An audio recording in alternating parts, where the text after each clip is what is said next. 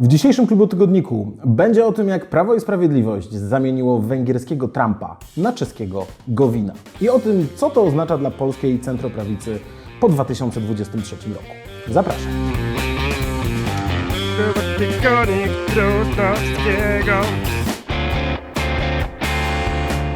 Ja się nazywam Piotr Trudnowski, to jest Klubotygodnik na kanałach Klubu Jagiellońskiego, na YouTubie i platformach podcastowych. Serdecznie zachęcam Was do subskrypcji, do tego, żeby śledzić nas zarówno na platformach podcastowych, jak i tutaj na YouTubie, zostawiać nam oceny, gwiazdki, szczególnie, że od września będziemy mieli, mam nadzieję, sporo nowych propozycji dla Was, a tymczasem chciałem Was zaprosić do refleksji na temat tego, co dzisiejsza węgierska i czeska polityka mówi nam o polityce polskiej. I to nie tylko o międzynarodowych sojuszach, ale też o drogach, jakie stoją przed prawem i sprawiedliwością. Viktor Orbán był bez wątpienia przez ostatnie lata najważniejszym sojusznikiem Prawa i Sprawiedliwości. Co więcej, był nie tylko sojusznikiem przede wszystkim w sprawach europejskich, nie tylko sojusznikiem ideowym w bardzo wielu kwestiach, ale również taką swego rodzaju inspiracją i wyrazem aspiracji polskiej prawicy. I to polskiej prawicy od lat, nie tylko od czasów, kiedy Prawo i Sprawiedliwość rządzi, ale tak naprawdę od czasów, kiedy do tej władzy chciało dojść. Jestem, proszę Państwa, głęboko przekonany, że przyjdzie taki dzień, kiedy nam się uda, że będziemy mieli w Warszawie Budapeszt. Jak wszyscy pewnie doskonale wiecie, od czasu wybuchu wojny na Ukrainie, od początku rosyjskiej agresji, sytuacja zaczęła się dynamicznie zmieniać. Viktor Orbán okazał się politykiem nie tylko deklaratywnie prorosyjskim, ale również wyróżniającym się w swojej prorosyjskości na arenie, można powiedzieć, właściwie całej Unii Europejskiej. Jest bardzo zachowawczy, jeśli chodzi o pomoc Ukrainie, podtrzymuje ciepłe, dobre relacje z Federacją Rosyjską. Ministrowie Orbána pielgrzymują na Kreml, próbują załatwiać tam swoje bilateralne interesy. Węgry blokują, stopują, osłabiają europejskie sankcje. Można powiedzieć, że to dla Polski bardzo duże rozczarowanie. I trzeba przyznać, że mieliśmy tego nie tylko takie ogólne wrażenie, ale również dość namacalne dowody. Pod koniec marca miał odbyć się szczyt Grupy Wyszehradzkiej. Szczyt Grupy Wyszehradzkiej na krótko przed węgierskimi wyborami. No i Polacy i pozostałe państwa nie wzięły w nim udziału. Szczyt został odwołany właśnie ze względu na zachowanie Węgrów wobec rosyjskiej agresji na Ukrainę. Co więcej, do sprawy odnosił się kilkukrotnie sam Jarosław Kaczyński, wypowiadając na temat swojego bliskiego sojusznika bardzo ostre słowa. To wszystko jest bardzo smutne, że ocena jest jednoznaczna, negatywna, że kiedy premier Orbán mówi, że on nie widzi dokładnie tego, co się zdarzyło w Buczy, no to musi być ślepy. Tam trzeba właśnie poradzić, pójście do okulisty i to jest zawód. Powiedział też, że oczywiście oczekiwałby poprawy tych relacji, powrotu do tego dotychczasowego sojuszu, no ale właśnie pod warunkiem, że Viktor Orbán się zmieni. To jest warunek, który musimy jasno sformułować, bo my nie możemy współpracować tak jak dotąd, jeżeli to będzie w dalszym ciągu tak. Odnosząc się do tego, jak Węgrzy wypowiadają się na temat wojny na Ukrainie. Czy to znaczy, że Polska pozostała w regionie osamotniona? Czy to znaczy, że utraciliśmy ostatniego sojusznika w naszym regionie i szerzej w Unii Europejskiej? Wydaje mi się, że można zaryzykować tezę, że wcale tak nie jest. Ponieważ mniej więcej w tym samym czasie odbywały się wybory w Czechach, doszło tam do zmiany władzy i można powiedzieć, że Czesi w coraz większym stopniu wchodzą w rolę kluczowego regionalnego sojusznika Polski. Dowodów tego było sporo, przede wszystkim wygaszenie sporu o Turów, przede wszystkim udział premiera Petra Fiali w tej bezprecedensowej wyprawie kijowskiej Jarosława Kaczyńskiego i Mateusza Morawieckiego na Ukrainę. No ale też tak naprawdę obserwujemy od dłuższego czasu coraz głębsze relacje bilateralne między Polską a Czechami. Całkiem niedawno Klub Jagielloński razem z Ministerstwem Spraw Zagranicznych organizował polsko-czeski okrągły stół, na którym by porozmawiać o wspólnych interesach interesach, różnicach, potencjalnych obszarach współpracy spotkali się eksperci, dziennikarze, publicyści z obu państw. Pokłosiem tego spotkania jest cykl artykułów czeskich i polskich autorów, które znajdziecie na portalu Klubu Jagiellońskiego. Serdecznie zachęcam do zainteresowania się nimi, zapoznania z nimi. Listę tych artykułów znajdziecie w opisie tego odcinka. Natomiast na początku chciałem Wam polecić lekturę jednego takiego chyba najbardziej przekrojowego artykułu autorstwa dyrektora Centrum Analiz Klubu Jagiellońskiego Pawła Musiałka. Artykułu pod wiele mówiącym tytułem „Ostrożnie z Węgrami. Czas na sojusz Polski, Czech i Słowacji”. Paweł w tym artykule, no właśnie, wieloaspektowo omawia, co się tak naprawdę dzisiaj dzieje w Grupie Wyszehradzkiej, do jakich doszło zmian i co sprawiło, że doszło do pewnego istotnego przewartościowania w tych sojuszniczych relacjach w ramach tej grupy. Przypomina rzecz jasna o tym, że no właśnie, Węgry były tym kluczowym polskim sojusznikiem, nie tylko w regionie, ale tak naprawdę najważniejszym sojusznikiem Polski w całej Unii Europejskiej. No ale wojna na Ukrainie okazała się czerwoną linią, trzeba było te sojusze przewartościować. Tymczasem zmiana władzy w Czechach sprawiła, że pojawiła się dużo większa świadomość wspólnych interesów, podobnego postrzegania różnego rodzaju zagrożeń. Polska i Czechy łączy dzisiaj przede wszystkim stosunek do Rosji, poczucie zagrożenia z jej strony, jednoznaczne, wyraziste wsparcie dla Ukrainy, ale również ocena polityki zachodniej, polityki państw Unii Europejskiej jako zdecydowanie zbyt gołębiej w stosunku do Rosji i ogólne poczucie, że właśnie polityka bezpieczeństwa, wspólne umacnianie armii, zwiększanie poczucia bezpieczeństwa naszego regionu jest dzisiaj najważniejszym wyzwaniem. Wreszcie zarówno Polska, jak i Czechy mają dzisiaj duże wyzwania związane z uchodźcami. Oczekują w tym obszarze aktywnej polityki Unii Europejskiej, zarówno w zakresie pomocy uchodźcom, jak i pomocy w odbudowie Ukrainy i tego, żeby ta pomoc jak najszybciej na poziomie unijnym została zorganizowana i przeznaczone zostały na nią duże środki. I to jest ten podstawowy wymiar, natomiast pomniejsze obszary, nie tylko sprawa Turowa, ale też szereg zmian, na przykład w polityce energetycznej, omówiona została w artykule Pawła. Zwracam też uwagę na to, że w słowackiej polityce również doszło do pewnego przewartościowania. Tam krótko przed wojną uchwalono nową strategię bezpieczeństwa, w której po raz pierwszy, ku zaskoczeniu niektórych, no właśnie, wskazano Rosję jako główne strategiczne niebezpieczeństwo dla Słowaków i skala wsparcia Słowaków dla Ukrainy również wydaje się zaskakująca, szczególnie, że było to państwo, no można powiedzieć, różniące się mocno od Polski, takie, w którym były pewnego rodzaju takie postkomunistyczne, słowianofilskie, prorosyjskie nastroje.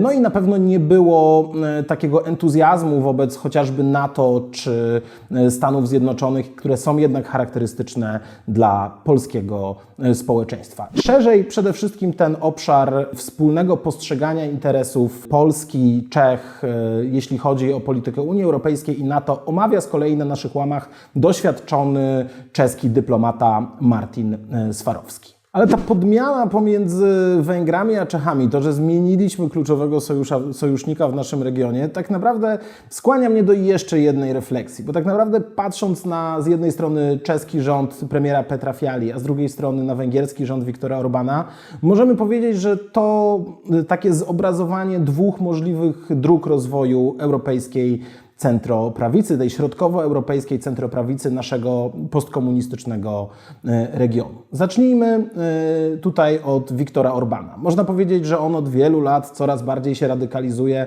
zmienia swoje oblicze, staje się coraz bardziej takim wyrazistym, antyestablishmentowym politykiem. Ale tak naprawdę to dopiero w ostatnich latach i miesiącach widać u niego jeszcze głębszą radykalizację i jeszcze wyrazistsze zmierzanie w stronę no właśnie polityki radykalnie nie mainstreamowej. Widać, że w ostatnich miesiącach koncentrował się na tym, żeby próbować budować jakiegoś rodzaju antyliberalną międzynarodówkę. Mieliśmy w zeszłym roku, pamiętacie, wiele o tym było dyskusji w polskich mediach, ten cykl spotkań pomiędzy politykami różnych takich antyliberalnych, antyestablishmentowych ugrupowań z całej Europy. Tam byli Węgrzy, tam byli Polacy, byli przedstawiciele Prawa i Sprawiedliwości, no ale mieliśmy też cały szereg polityków z Europy Zachodniej, z Włoch, z Francji, z Hiszpanii. No ale w momencie, kiedy wybuchła wojna, widać wyraźnie, że tak naprawdę ten europejski sojusz nie ma przyszłości i nie jest to tylko kwestia różnic pomiędzy PiS-em a Fidesem, ale również problem dla części tych prawicowych, antyestablishmentowych polityków na Zachodzie. Było to widać w kampanii we Francji, w retoryce Marine Le Pen, ale widać to chociażby w zaczynającej się kampanii parlamentarnej we Włoszech. Tam powstał sojusz centroprawicy, tak się nazywa, ale który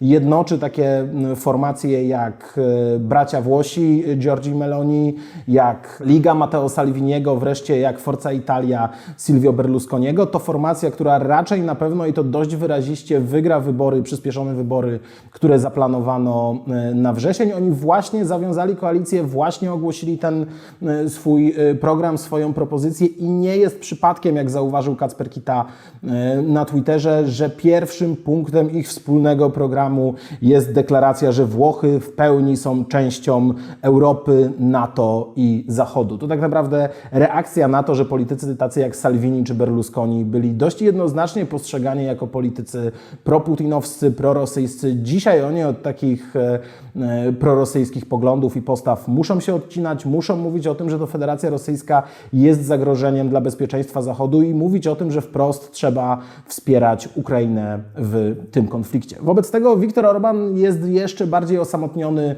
niż dotychczas i cóż robi od początku wojny, od końca tego europejskiego sojuszu, który nie zdążył nawet zaistnieć. Otóż szuka sojuszników w Stanach Zjednoczonych, zwraca się wyraziście i jednoznacznie w stronę tego najbardziej radykalnego, pro-trumpowskiego skrzydła Partii Republikańskiej i tam próbuje budować swoje nowe zakotwiczenie. Mieliśmy w maju bezprecedensowe wydarzenie, czyli węgierską edycję takiej największej amerykańskiej konferencji konserwatywnych republikanów, takiego wydarzenia, które jest charakterystyczne, bardzo ważne dla amerykańskiej sceny politycznej. W Europie nikt tego dotychczas nie robił, a tymczasem to Viktor Orban pod tym właśnie szyldem zorganizował takie wydarzenie na Węgrzech, wydarzenie o charakterze międzynarodowym. Mieliśmy tam orędzie, czy taki spot wyborczy, można powiedzieć, Donalda Trumpa, który pozdrowił uczestników. Mieliśmy udział,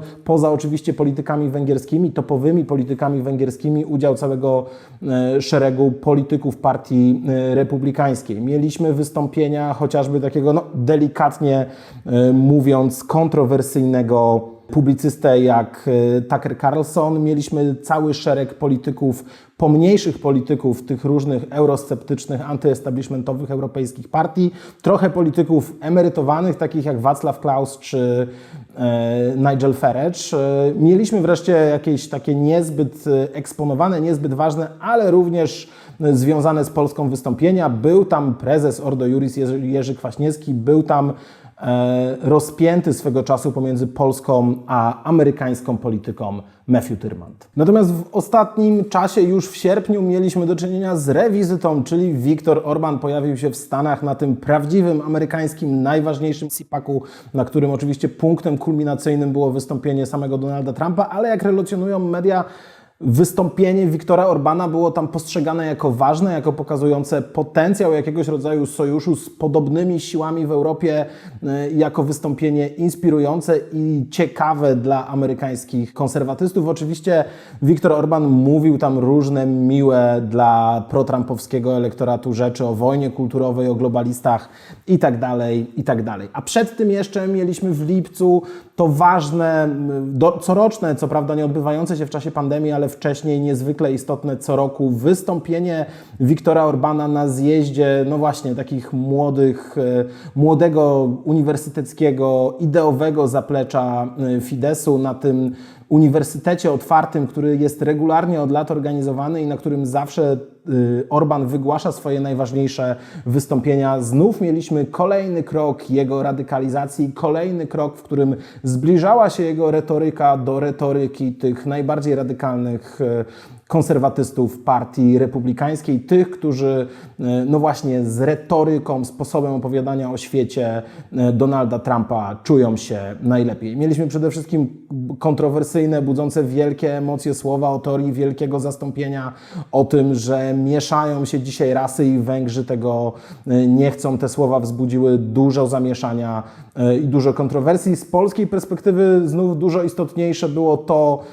co Viktor Orbán powiedział na temat sytuacji na wschodzie. Ośrodek Studiów Wschodnich uznał, że to najważniejsze od wyborów takie ideowo-programowe, pełne wystąpienie Viktora Orbána. No i tam on potwierdził, że Węgry zamierzają balansować pomiędzy wschodem a zachodem, że polityka Unii Europejskiej stawiająca na jednoznaczne poparcie dla Ukrainy jest niewłaściwa, że Unia powinna stawać pomiędzy Rosją a Ukrainą, a nie po stronie Ukrainy. Mówił o tym, że sankcje tak naprawdę są bardziej szkodliwe dla Zachodu niż dla Rosji. Można powiedzieć, że mieliśmy do czynienia z takim ideowym credo, które jak właściwie z roku na rok z każdego wystąpienia Viktora Orbána okazało się jeszcze bardziej radykalne. Demografia, imigracja, gender. To 3 kluczowe dzisiaj według Viktora Orbána wyzwania współczesnego świata w chwili, kiedy tak naprawdę kilkaset kilometrów od nas mamy prawdziwą wojnę, a cały świat stoi u progu wielkiego gospodarczego kryzysu. To droga, którą wybrał Viktor Orbán. A co możemy powiedzieć o drodze czeskiej?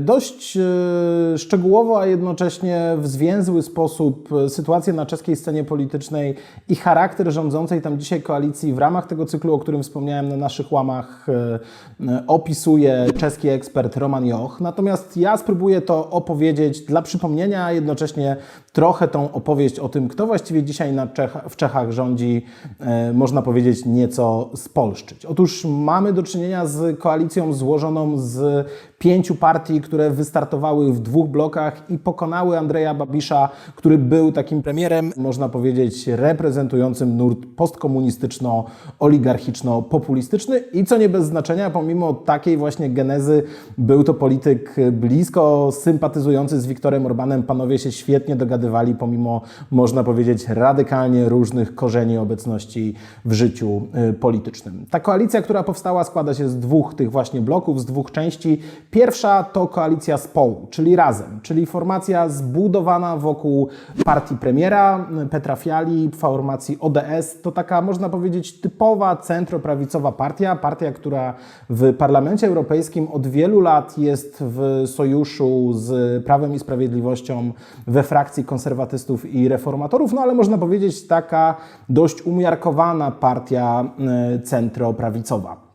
Jednocześnie ten ich blok obok ODS-u składa się jeszcze z 2 innych ugrupowań, czyli takiej formacji KDU-CSL, formacji określanej jako chadecka, mająca ludowe korzenie. Można powiedzieć, że coś takiego, co wyszłoby z połączenia PSL-u z Porozumieniem. I wreszcie mamy trzecią składową tej koalicji, partię liberalną, małą partię liberalną, swego czasu nieco bardziej w Czechach popularną, partię Top 09, którą no tutaj chyba najtrudniej o jakieś takie proste przełożenie, ale chyba najbardziej można by ją porównać do naszej nowoczesnej. No i to jest ten jeden blok, który wygrał wybory, ale żeby rządzić potrzebował koalicjanta, no i koalicjantem okazała się druga koalicja wyborcza, czyli Sojusz Piratów i Burmistrzów. Partia Piratów to jedna z takich nielicznych chyba partii pirackich, które ostały się w europejskiej polityce. Kilkanaście lat temu mieliśmy do czynienia z takim nurtem międzynarodowym pojawiania się formacji pirackich w różnych państwach. To było związane z rewolucją cyfrową, to było związane z rewolucją, jaką no właśnie internet przyniósł dla rozumienia praw autorskich. Takie formacje powstawały w wielu państwach, właściwie chyba poza Skandynawią, nigdzie nie odegrały ważnej roli, no ale Partia Piratów w Czechach wytrzymała i w pewnym momencie zaczęła zyskiwać dużą popularność. Był nawet taki moment, kiedy chyba oni wygrywali w sondażach. Później to poparcie się załamało, ale weszli do kolejnego parlamentu właśnie dzięki sojuszowi z burmistrzami. Partia Piratów to taka partia, która poza tymi tematami cyfrowymi, które są dla nich cały czas bardzo ważne, ma taką agendę projawnościową, proobywatelską, demokracja bezpośrednia, antykorupcja, przejrzystość, walka z patologiami, jednocześnie dość liberalne poglądy obyczajowe i co też warto zauważyć, to partia wyraziście antyrosyjska, dobrze zdająca sobie sprawę z zagrożeń płynących ze strony Rosji i z różnych też postkomunistycznych powiązań czeskiej polityki. Oni weszli do parlamentu i odnieśli duży sukces dzięki temu, że dogadali się z burmistrzami, czyli taką niepartyjną siecią samorządowców, takim ugrupowaniem jak nasi bezpartyjni samorządowcy, którzy u początków kariery Pawła Kukiza pomogli mu bardzo mocno w kampanii prezydenckiej. Później w 2019 roku w kilku województwach odnieśli bardzo przyzwoite wyniki. Nie są istotnym graczem na scenie ogólnopolskiej, ale tam w Czechach okazali się partią bardzo ważną.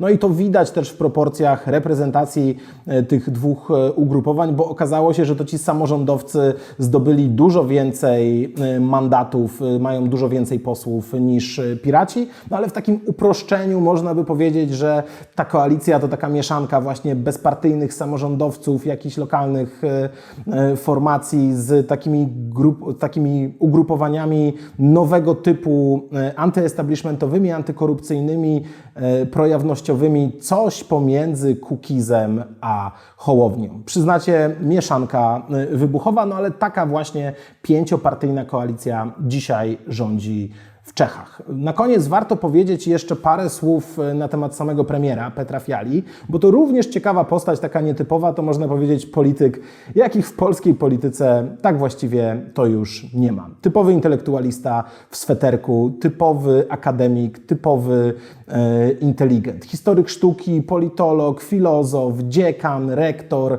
człowiek całe życie związany z uniwersytetem, autor książek poświęconych roli Kościoła w niereligijnym społeczeństwie, poświęconych tożsamości Europy. Te książki po polsku wydał Ośrodek Myśli Politycznej, można się z nimi zapoznać.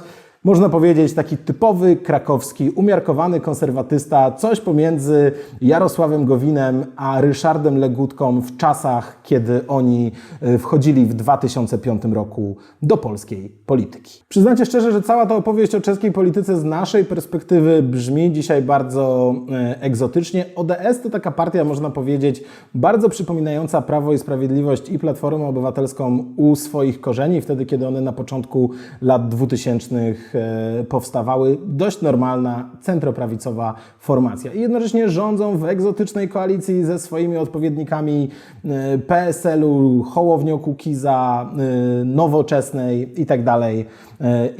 Wydaje się to dziwaczne, wydaje się to egzotyczne, wydaje się to absurdalne, ale wydaje mi się, że również polska scena polityczna mogła wyglądać bardzo podobnie. No bo przecież gdyby w 2005 roku doszło do sojuszu Platformy Obywatelskiej i PiS-u, gdyby ten sen o popisie się ziścił, gdyby oni rządzili razem, ich główną konkurencją byli nadal postkomuniści, gdyby ten podział postkomunistyczny nie zanikł i nie został podmieniony na konflikt pomiędzy PiS-em a Platformą, to mogłoby to wyglądać bardzo podobnie, szczególnie gdyby premierem tego rządu, a tak przecież miało być, został Jan Rokita, czyli polityk, można powiedzieć, idealnie sytuujący się pomiędzy tymi polskimi fialami, czyli pomiędzy Ryszardem Legutką a Jarosławem Gowinem. Z drugiej strony również droga Viktora Orbana wcale nie była tak oczywista. My dzisiaj patrzymy na niego jako uosobienie tego nowoczesnego, radykalnego, trumpowskiego populizmu, coraz bardziej radykalnej, autorytarnej, antyestablishmentowej władzy. Ale przecież Viktor Orban tak naprawdę zaczynał jako polityk bardzo nowoczesny, bardzo młody, bardzo świeży. Zaczynał, kiedy upadał na Węgrzech komunizm, jako właśnie taki radykał antykomunistyczny, ale jednocześnie zdeklarowany liberał. Kiedy zostawał po raz pierwszy premierem na początku lat 90. jako bardzo młody człowiek, przypominał, jak sądzę, dużo bardziej Donalda Tuska niż Jarosława Kaczyńskiego. Był przecież stypendystą znienawidzonego George'a Sorosa, był przecież absolwentem stypendium na Oksfordzie, gdzie otrzaskał się z zachodnią polityką, był przecież przez wiele lat lat członkiem Europejskiej Partii Ludowej i sojusznikiem Angeli Merkel. To, że tak bardzo się zmienił, to, że tak bardzo jego kolejne kadencje wyglądają inaczej niż ta pierwsza, to chyba fakt, że z jednej strony zdał sobie sprawę z tego, że ta dzisiejsza polityka oczekuje dużo wyrazistszych emocji i dużo wyrazistszych podziałów, ale z drugiej strony też to, że chyba uwikłał się w te postkomunistyczne, oligarchiczne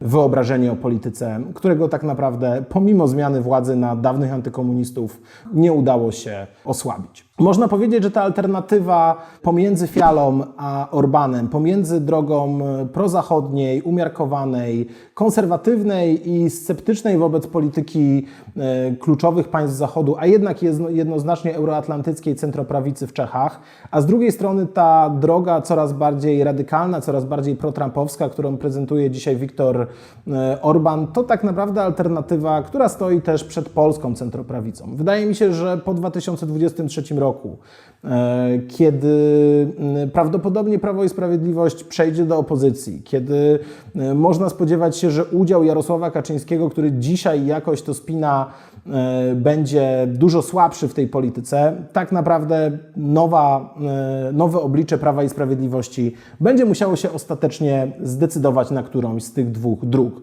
Bo dzisiaj, jak sądzę, jest jakoś pomiędzy nimi rozpięta. Sądzę, że Andrzej Duda czy Mateusz Morawiecki to politycy, którzy ostatecznie chcieliby być dużo bliżej Petra Fiali. A Zbigniew Ziobro czy Jacek Kurski to osoby, którym dużo bliżej do ścieżki Viktora Orbána. Abstrahując od osobistych poglądów, od wartości, które się wyznaje, wydaje mi się, że patrząc przede wszystkim na tą orientację geopolityczną i stosunek do wojny na Ukrainie, dużo lepiej byłoby, gdyby zwyciężyła ta ścieżka centroprawicowa. Ale to nie zmienia faktu, że to centroprawicowe rządzenie dzisiaj w Czechach wydaje się właśnie jakąś taką opowieścią z przeszłości, opowieścią o polityce sprzed lat 20, a ta droga, którą wybrał Viktor Orbán, wydaje się czymś dużo bardziej oczywistym, nie tylko dla sporej części polskiej prawicy, ale tak naprawdę dla wielu takich ugrupowań na całym Zachodzie.